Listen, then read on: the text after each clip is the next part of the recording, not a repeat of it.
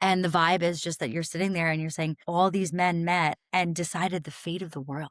They decided the fate of the world and it fucked everything up afterwards. Woodrow Wilson going over there like he has a leg to stand on and being like, "Oh, we want to have all the power." The Treaty of Versailles afterwards was a hot mess. The Armistice Carriage, it didn't feel like it was forced. It just felt like it was, wow, something profound really happened here and it changed the course of history thereafter.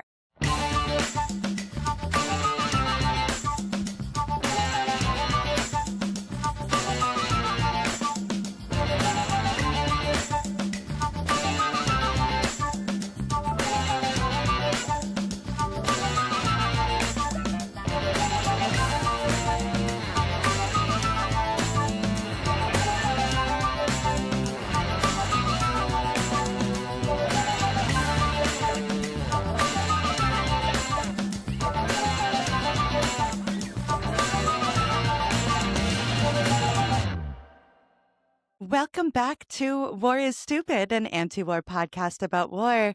My guest today, Briana Gervat, is a poet, photographer, and art historian who walked for 36 days, over 500 miles, and over 1 million steps along the Western Front of the Great War. She has published a book about the journey called There Will Come Soft Rains, available now.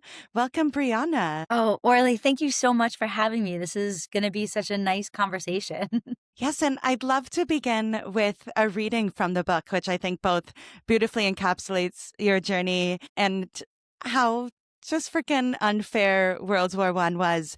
So on page 30 of the book, so we're towards the beginning. Yes.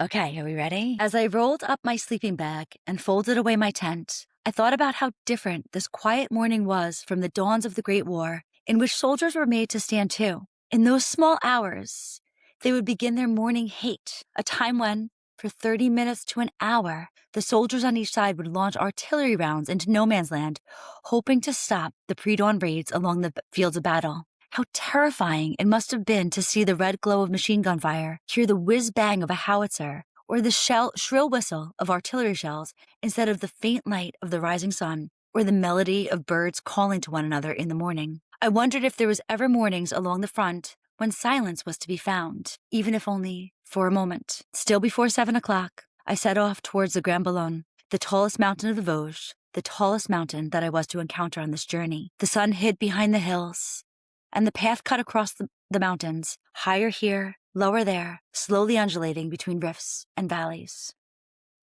The landscape blurred with wildflowers. On the steep side of the mountain, cows grazed on wild grass. Bells hung around their necks.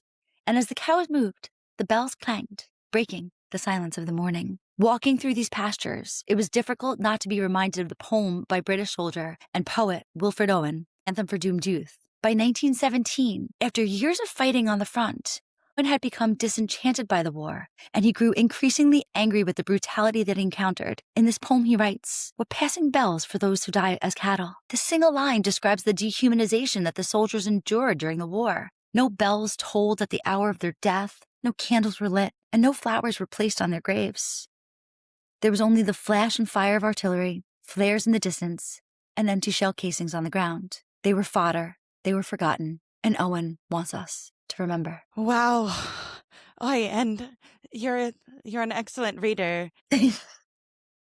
Yeah, tell us about how this trip came to be when you embarked on honoring these forgotten men by quite literally following in their footsteps. So it was right at the tail end of COVID, and the world was opening up.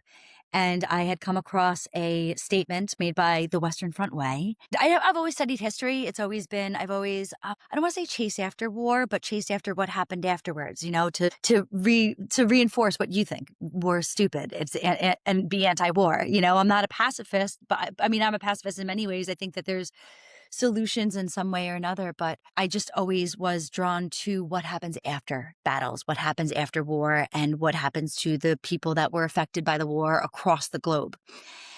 And so when I learned that I can walk the Western Front way, I was like, there was no choice. It was just, you're doing it. and when do you leave? How soon can you leave? And so, World War One has always been something, especially as being an American. My grandparents fought in World War Two, and they were deeply affected by it. But World War One, I feel like the whole world was shook by it, and I think that we're still shaking by it. And I wanted to see what it meant more than 100 years later to really reflect on it and to observe and witness what took place there. That's amazing, especially as like your first trip after COVID, spending years inside. Like most people just said, like, sure, I'd go to France, but I'm going to party in Paris. So to Yeah. to like lean into the like trauma and existential dread that was the pandemic, which it's wild now, like 6 years later, like that, like anyone, we are so far removed. People have just like memory holds and like forgotten what it's like to have to, care about other people and take precautions as to not be a bioweapon. But yeah, to use your first trip overseas for nada.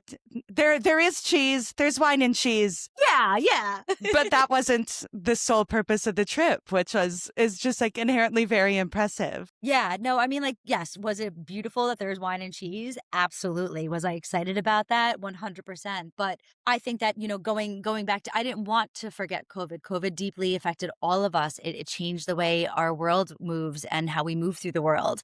So I just thought, and I really, being isolated, I think it was just an extension of that isolation. Like, all right, well, I know what it's like to be isolated. I know what it's like almost to be in exile. And so what does it mean to still continue that, but be able to go and travel someplace like the Western Front? Yes, I'm interested in your decision throughout the book to use the term the Great War instead of World War One. Was that a conscious choice? How did you stumble? How did you decide to use that term? That is a great question. I think that it's so interesting that we look at it like World War One and World War Two, and now with all the wars that continue to happen, we're like, oh, we're ready for World War Three, and it's like, well, how come the Crusades wasn't a world war? How come, how come a lot of the wars that engulfed the European continent in it, or anything that happened throughout the world? Why were they not world wars? Because it was widespread as well. I think the Great War was just, to me, was the more useful term because it was the Great War. At that time, if I'm going to put myself in the place of these soldiers or the people that lived through it, it was the Great War. So I think that to keep it in that sense, that's why I chose to use the Great War. And I'm a poet and it sounds better. Yeah, and on like on the journey, is that what the memorials and such use, like on the plaques, or no? They use World War No, One. no. They use 1914 to 1918 or 1919. Wow. So yeah, it's choose your own term. Yes, and they also, and in France, they call it La Grande Guerre or La Première Guerre mondiale. So it's the Le Grand Guerre. So it's the Great War. So I just think that it's more of a, if I'm going, I mean, obviously when I was walking, I'm walking through the field of what happened during World War II or during the French Revolution and stuff like that. But it was 1914 to 1918. So it was the Great War. Wow. And in addition to like wine and cheese, there are some light moments in the book. I didn't expect to get both the origin stories of Winnie the Pooh and Pilates, which Yeah. I love. So tell us about the Winnie the Pooh's connection to the Great War. So this man, this veterinarian, I can't, sorry, I can write in English, I can't speak it well. This veterinarian from Canada, Lieutenant Colburn, he had bought a black bear when he was in Canada, and it lightened up and it livened all of the soldiers that he was on camp with in Canada. And when it came time to leave Canada to go fight in France, he brought this black bear with him. Now, this black bear was named Winnipeg after the territory, the province that he was bought. Winnie the Pooh is Winnipeg was a girl. Yeah. So he brought her and they wound up being based in England for a little while. And obviously, you can't bring the bear to the Western Front, which is interesting. So, because during World War II, the Polish forces had bought a man had bought a black bear named Wojciech in Persia, in Iran, and took it to the Middle East, and black bear wound up fighting in the Battle of Monte Cassino. My God. Yeah. So it was like this whole idea of, there were so many animals that fought during World War II, in horses, dogs, and everything else like that. But Winnie the Pooh was the Winnie the Peg was left in England. And after the war, he donated Winnipeg to the London Zoo. So he wasn't able to go back and bring the bear back to Canada when he returned from the war. And then after the war, a man named A. Milne would bring his young son to the London Zoo. And the young son was so imaginative and so creative, and he fell in love with this bear. He had to go visit this bear all the time. And he had this penchant to nickname all of the animals that he loved Pooh. So he would call the bear Winnie the Pooh, and the young boy was named Christopher Robin. That's wild. I did not know the connection, and the fact that the Great War was not just a world war, but or I guess World War II was an interspecies war, getting everyone Yes. involved. Yeah, it's crazy. They took horses from everywhere, and that's why, talk about, and also with COVID and stuff, the pandemic, people with the Spanish flu, people weren't able to tend to their fields. People didn't have the beasts of burden that they can actually use to harvest things. So there was a loss in that regard because all those animals were used on the front. We're used to seeing statues of horses, but it usually honors the person riding said horse. But I do remember in London, there's a memorial for like all the animals that were conscripted, Yes. and the Pilates connection to the Great War. What's that? So Joseph Pilates was a young man in England at the time of when the war broke out.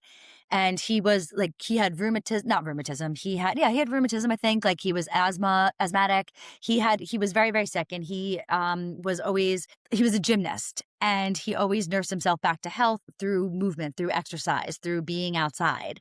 And then when war broke out, he was interned at internment camps, at not prisoner of war, but internment camps, where they couldn't go back to Germany to, go fight for the Germans. They stayed in England and stayed in these camps. And Joseph Pilates was there, and he stayed healthy, or as healthy as you can be in places like that. And he would really nurse people back to health through exercise. And that's where his method of exercise developed. And he originally called it contrology, which I always look at it like, if you look at old photographs of epileptic fits or manic episodes, if you slow down the exercises, if you slow down some of the stills and the frames, some of them look like the controlled movements. And so when he left, after war broke out, he was stayed in the camps until 1919, went back to Germany for a little bit, and then came to America, where he introduced Pilates to the world. All the hot girls in athleisure are paying their respects to the forces of World War One. I teach Pilates, and I try to like convey that to people, be like, oh, by the way, this comes from World War One. And they just look at me, they're like, okay, can we just get through these exercises? Yeah. So yeah, I mean, like, I like to try to like introduce that and say that, but there are some people that I don't think they realize that that's where it came from. Yeah, the history is everywhere. And so, what surprised you the most about the journey, about walking? You covered France and Belgium. It was two countries. And Yes. yeah, what was the biggest surprise? I think that going through every single one of these villages and towns, and whether they're large or small, whether you're going through these big cities along the front or you're going through just these little hamlets, there was a memorial for soldiers in every single one. You couldn't walk through the town without seeing some sort of cross or some sort of plaque that listed the names of the men that came from those places. And I had gotten to Bethune, which is in the north of France, and it was just it rocked me. It rocked me down to my very soul, because it was just, you walk through and you see the devastation of the landscape, but then you walk through these places and you think, my gosh, they lost almost everything. That's what shocked me. Yes, what the book does so well in describing these towns, like really just put into focus the fact that this was happening in people's backyards. Like it illuminates just how close the civilians were. Like nothing was ever really isolated, right? Like No, and even if you were, even if you were in other parts of France, like maybe it was a little farther away, but you were reminded of the war. It was if someone returned from leave and they were missing a limb or their face was, destroyed or anything, like you had constant reminders of the war every step of the way. You couldn't escape it. It was it's unescapable. Inescapable. and then yeah, you mentioned later like maybe yeah that trauma is why the French capitulated so easily the second time around to the Germans. They're like, ah, fuck it, we're not fighting them on this again. Which Yeah. Yeah. They, yeah, because they had fought during the Franco-Prussian War, so they had lost territory. They lost Alsace-Lorraine to the Germans and stuff, and there was also the populations of European nations were decimated. So it's amazing that Germany was able to build an army, and be able to have the manpower to wage another war when people were still recovering from the first war. yeah, it's crazy. Like 30 years later in the same lifetime. There's another thing that also like struck me as yeah part of like it's important to look at the Great War on its own terms, but then also we know, yeah, it never ended. It just paused and then got worse. So when you write about the hunger blockade of Germany, which is a tactic that we're sadly still seeing now. So what was the Steckrubenwinter? If pardon my German. No, you said that sounds so Oh, good. thank you. Yeah. I feel like that's a fun word to say because I did my audiobook and I tried to write like what they said in German about the psalm, like there's no more terrible word. And I'm like, I can't speak that. That's Yeah. just but Steck Rubenwinter, my German is worse, is not as good as yours. Oh, thank you. The turnip winter. So they were blockaded. The Germans were blockaded from all of their supplies from 1914. And so they started, making barbed wire soup or turnip soup. So it was just this watery broth that had no nutritional value. And like tens of thousands of children died. It just caused so much strain on people's not only physical health but their emotional health and their psychological health that it was almost like Germany was brought to a breaking point from 1914 on. It was just a matter of what was going to happen to fill that void. Yeah. Oh, yeah. I wrote down to quote you to you, by winter's end, 80,000 German children had died from starvation. It is estimated that by the end of the war, almost 1 million Germans had succumbed to malnutrition. So, oh man, like, yeah, that'll radicalize some people. That'll turn people into Nazis. No, absolutely. I mean, think about it. If you get hangry, like if you, Yeah. and that's just a moment in your time, that's a moment in your day. We're like, oh my gosh, if I don't eat, and we're so lucky. Many of us in this world are very lucky that we have access to food regularly. And there's obviously millions of people that don't, which is terrible. But yeah, like that would radicalize anybody. If you're watching people be hungry, if you're watching then the reparations of the Treaty of Versailles, and then you're watching all of this upheaval, and then you have communism encroaching from the East. And then you're like, well, what is democracy? Because, we just lost, we were told that we lost this war that we all fought in, of course it's going to turn people into Nazis. You mentioned the Treaty of Versailles. Tell us about the armistice train. And I do want to take the opportunity to say my birthday is November 11th. So it's Happy Veterans Day. Happy Armistice Day. Exactly. So I feel like, yeah, born on Armistice Day, was destined to do an anti-war podcast. Absolutely. And then your name meaning the bringer of light, of course, Yeah. that's going to be a little bit of, it's going to, you have no, fate has already been written for you. Thank you.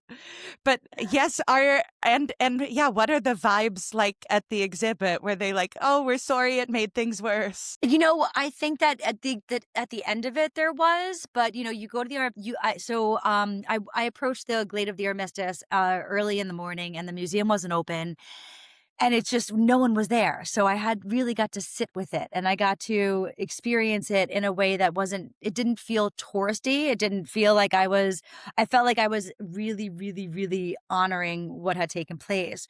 So then you get to the Mrs. Carriage and there's the train tracks that lead up to that. And then there's statues and then there's this ring of peace that says peace in many, many different languages. And then when the doors open and I got to go inside, our Mrs. Carriage is there, and it's a reconstruction. It's not the real our Mrs. Carriage because, can we say our favorite Nazi, Yeah. Adolf Hitler? Yeah. The the big you know one. Yeah. the big one, yeah. The chancellor came and he disassembled it and brought it to Berlin. And then when he brought it to Berlin, like he was like, "Oh no, this is what happened. The Treaty of Versailles had did this. The Treaty of Versailles made us do what we're doing now, you know?" I picture like Hitler brought it to Berlin, and then like if it were today, it would be turned into like one of those like rage rooms where people can then Yes. like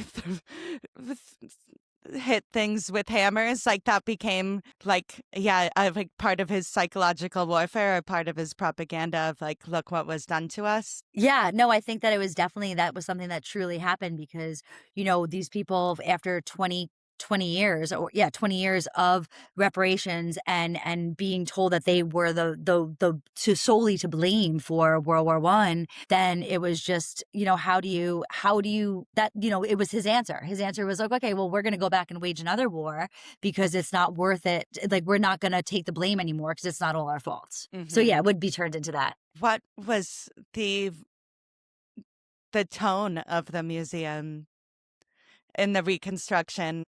All right, so I walked in the room, and like I said, I was the only one there. I had met a man outside, and we had this wonderful conversation. It was really, really nice. But then afterwards, I went inside, and I was the only one there. So there was obviously the museum people, but like they're outside of the actual our Mrs. Carriage, which is contained in this small room. And the vibe is just that you're sitting there, and you're saying all these men met and decided the fate of the world. Mm. They decided the fate of the world, and it fucked everything up afterwards.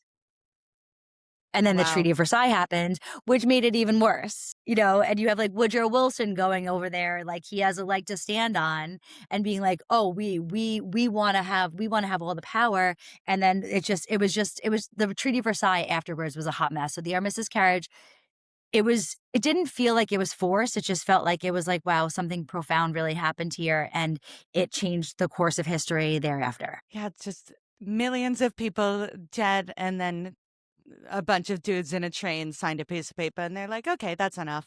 Like, Yeah. it's like, But it wasn't that. The armistice was only like 36 days. And then they did it 4 more times before the Treaty of Versailles. So yeah, a bunch of dudes who have absolutely no forethought and didn't and just had vendettas out against everybody else and had something to prove and wanted power for themselves or their countries really just made a bad decision. Not to end the war. The war was a good decision. Ending the war was a good decision, but thereafter, I mean, come on. what was your favorite piece of art that you saw on the journey? There's some beautiful pictures in the book. Yeah, those are my photographs. So like I took all of those. My favorite piece of art, when I got to Nancy, which is in the Alsace, I went to the Musée des Beaux-Arts, and there was there were all this neoclassic paintings, and I think it was I mean, the whole room was fantastic. So I can't really pick out a favorite piece of art because you're talking about like things the size of a wall, and they're all mythological stories from ancient Greece or Rome, and I just love that kind of art. I love, or even no, you know what I saw too? Monet's Cathedral at Rouen. There was a yes. So Monet returned to Rouen multiple times and just painted that cathedral over and over again, and I got to see one of the actual, iterations of it, and that had my heart. Well, yes, and you write about Monet and and his role in raising spirits after the war ended. What was Monet's experience in and after the war? So Monet, right before the war, had lost his son and his wife. Yeah. And then he was very dear friends with Georges Clemenceau, who was the prime minister of France for many years. And then he was a journalist and he went back and forth. And so he was living in Giverny. His sight was fading. He was going blind. And he's like, I lived through all of this stuff. I'm going to stay. And if the Germans want to come get me, so be it. I will stay and paint because that's who I am. That's what I do. And so he did stay and paint and he just dedicated his time to painting water lilies. And those water lilies then are now in the Musée de l'Orangerie. And he then gave it as a gift to France to just remember the war.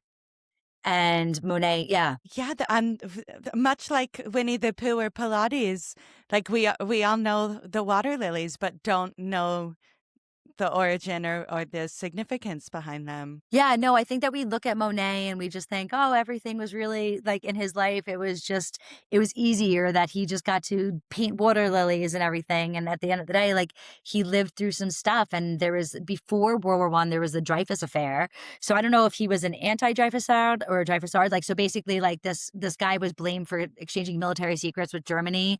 And because he was Jewish, there was a big to do about it because they were like, oh, he's a traitor, all these things. So it's just Monet. I think that when we look at Monet, we don't think about the artist behind it, Hmm. the man, and he used to be called the hedgehog or yeah, because he was so Wow. curmudgeon-y. Yeah. That's so interesting. I Have we gotten a biopic yet? Like this seems like perfect Oscar bait material because we got the war and we got a cantankerous genius, which would just like who would be an actor to play Monet? Like obviously someone French. I don't know French actors well enough, but like Spielberg should get on this. Yeah, I feel like there could be something really about, just focusing because there was a beautiful book. It's called it's Madness the Enchanted Man. It's a real that's where I got like a lot of the information about Monet. If they can make it into a documentary or or a biopic, like that would be amazing because I think that that would relay a little bit more, not the softer side of war, because is there a soft side of war, but just how people find a way to make it through. Hmm. Yes, another good example of that I learned from the book is the story of Woodbine Willie. Yeah. Who was he? So Woodbine Willie was a vicar, Stuttgart Kennedy, and he had been drafted into the war, and so he would go into no man's land and bring dying soldiers cigarettes. And he spent all of the money that he made during the war to give like these cigarettes to the dying soldiers. And because Woodbines were that was a brand that British soldiers smoked, they called him Woodbine Willie. And he spent the whole war doing that and just administering morphia and just making sure that they experienced their last rites before they went on into the afterlife. The uh, and in contrast with like what Wilfred Owen wrote about, like just the complete lack of dignity, being treated like cattle, one last cigarette, like things we take for granted. Like Yeah. was he risking his life, like like leaving the trench, walking through no man's land? Like presumably could have gotten shot himself, but like took the risk to deliver cigarettes to people on their deathbeds. Yeah, I think he definitely was risking his life because you also have, the barbed wire, you have unexploded ordnance, you have treacherous conditions throughout there. You can step into a shell hole and drown, like he did risk his life. But I think that in terms of wanting to maybe save people's souls or to connect with them and make them feel like they're not alone and they're in their last hours and their last breaths, I think that that was more important. And I'm pretty sure I'm not sure if this is entire fact, but I think that if you had a band on, like if you were part of the Red Cross or you were somebody that was a medic or something, you weren't as prone to enemy fire as if you were just a regular soldier. So I think that they were a little more forgiving, and there were times along the front that the Germans and the French and the everyone was like, I don't wanna do this. I don't wanna kill anybody. I'm done, you know? Yes, yeah, the Christmas truce you write about. Yeah. That was wild because it was this moment right in the beginning of the war, and it's so sad because the beginning of the war, it was already 4 months in. It was already, you know, and it was on Christmas Eve, and they had lit candles. The Germans had lit candles along their trench lines and sang Stille Nacht. Stille Nacht, Stille Nacht. And then they say that the British returned with Silent Night and that in the morning they played a game of football. And I think there is a movie about this. I think that there are moments where you see a football getting launched into the air and just people wanting to come together and find a truce. And the powers that be were like, no, not today. And all these men that participated in the truce were moved away from the front lines, only to be brought, and the people that were willing to fight were brought to fight. So it didn't last. Yeah, that's devastating. And just proof like, yeah, we can all get along if the leaders didn't yeah, weren't too worried about their own egos and think that it would be embarrassing not to send millions of people to die when the people themselves can celebrate Christmas together. Yeah, and that's the whole thing. It's like, after so much loss, and this was only, like I said, 4 months after the war began, after so much loss, they still decided that they were gonna keep on going, that there was no turning back. And I do quote, like, Barbara Tuchman in the book too, where it was that the Battle of the Marne was decisive, not because there was a winner or a loser, but because it ensured that the war would keep on going. Wow. And yeah, 4 months in, and then all in all, it lasted 4 years. Yeah, and for many, it didn't even just last 4 years, it went on, and if you were Polish or Eastern European, there was still territorial wars, there was a collapse of the Austro-Hungarian Empire, you had Russia fighting wars, America went over to Russia and decided to keep on fighting Russia just to, like, you know, contain communism and make sure that, and support the white, Bolsheviks? Is that what was that what it was, the white Bolsheviks? I believe so. Yeah, the Yeah, whites and the yeah. reds. So it's there's so much history to know, or Yes. like, Yeah. there's so much war, it's like, how do you even keep And this track of is it? just like one of the continents. Like there's seven. Yeah. Yeah, yeah. It's crazy. And um, what advice do you have for people who might be planning a similar trip? Like, would you recommend it? I would definitely recommend, maybe not walk the entire length of the Western Front, but pick and choose places you wanna go, but also, I think that if you're planning walk through history, you know, go to the places where even tragedies happened and sit with it and move through it and try to understand it, and I think that it's only through doing those things do we truly understand the world and that war is stupid. And I think a lot of us Orly, I think a lot of us would agree that that is true. Nobody, there are those warmongers that think that war is a necessity. Um, but for the most of us, that's not true.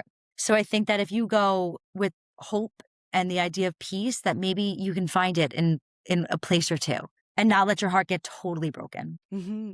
Yeah. What are some other highlights on your travels? You mentioned in the book having gone to Lebanon, which is sadly experiencing bombing and whole villages being erased. Yeah. My friends, I have a lot of friends that are in Lebanon, and I try to check in with them often just to say, "Oh my gosh, like, is everyone safe?" And so, yeah, I'm sorry, wait. So I don't know, it's just hard. It's hard to experience these things and know that it's still going. Hmm. Yeah, I was just thinking when you talk about like, yeah, Woodbine Willie possibly being protected with like a Red Cross armbands, like we've devolved so much in the way war is raised. Like now, like being in an ambulance doesn't protect people anymore. Like, No, no, and it's almost like it's almost like people justify all of that, and they think, okay, well, those that ambulance could be carrying, secret soldiers or something, Hmm. and that everyone that's out there and trying to save people's lives is also trying to take other people's lives. It's this whole idea. Well, it's like almost it's so. I think about it in terms of narcissism Mm. and Machiavellianism. Well, if I don't do it to them, they're gonna do it to me. Yeah, which is such a bleak interpretation of human nature. Yeah, well, I'd like to talk to these people's mothers and be like, "How did you raise these people? How did you raise these men and women to feel this way? Yeah. What went wrong in your raising of them that they feel this way about the world?" Um, on the flip side, who are some of the favorite people you've met? You met on the journey, either locals, fellow travelers. Who did you meet along Western Front Way? I met so many wonderful people. Like, if I got to encounter people, they were all so joyful and so lovely, and they were so kind, and it was just such a it was so cool to encounter them because, there was a woman and, I didn't write this in the book, but when I had gotten to, Self-Surplan, I had sat down for lunch at this hotel, and there was a Moroccan woman next to me, and she was having lunch, and I was having lunch, and then she had studied in America, and so we actually wound up having lunch together, and then afterwards, she's like, come to my office. Come, I will give you a job. Come live in France," and Wow. it was just such a, it was so nice to interact with these people, and they were just so giving of themselves and wanting to share their lives, and there was so many moments like that, and I was so lucky. I was so blessed, and I would, you read it in the book, and I say it all the time. I would just look up and say, "Thank you. Thank you, thank you, thank you, thank you, thank you." That's so sweet. So people who say like, "Oh, the French are so unwelcoming," that's just because they were only in Paris? Yes, I mean, maybe, or also that people are, bring in their cultural differences and behave in ways that aren't, that are more peculiar. Yeah, I think that, if you also when I've gone to Paris, like I've listened to people and just go in and not even say bonjour and just order in English, and you're just like, you flew here. Yes. You know that croissant is the same in French and in English, like, you could ask for it and say it, it's just so I think that I didn't have any bad experiences with the French. They're warmer than you think. And what about the Belgians? People don't talk about Belgium that much. So what was the experience like in Belgium? Not the same. Not the same. No, I mean, like, people in Belgium were nice.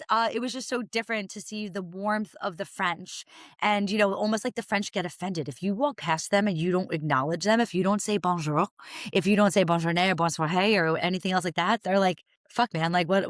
Why? Why are you not being nice to me?" And then you go to Belgium, and there's a little more coldness. And maybe that's because it's like a true Northern European country. Well, it's what kind of. But, I think the Belgians, it was night and day. So I was very grateful that I had a shorter distance to walk when I was in Belgium because I just was itching to get back to France because I just wanted to feel that way again. Yeah, that's amazing. Oh, I really, yeah, I, make a great case. I really want to go on this trip. S- Yeah, you should. Have you done any long distance hiking like that? No, never.